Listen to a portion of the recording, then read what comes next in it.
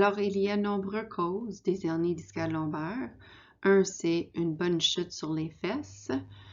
Un autre très commun, c'est de soulever un objet lourd et en faisant un mouvement de rotation en même temps. Ça fait un bon essorage au niveau de la colonne vertébrale et le disque et ça peut facilement déchirer les fibres annulaires autour du disque.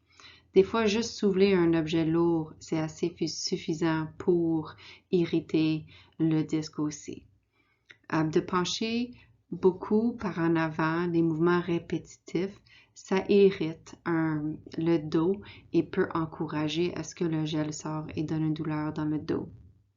Aussi, être assis pour des longues périodes de temps, ça fait que la colonne vertébrale est courbée et ça encourage à ce que le gel soit poussé vers la partie postérieure du disque.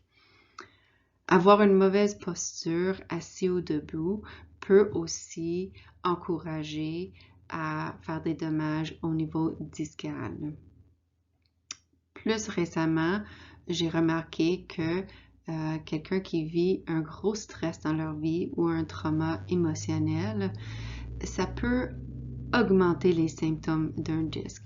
Est-ce que ça cause un disque? Je ne crois pas, mais ça augmente la douleur que la personne ressent au niveau du bas du dos.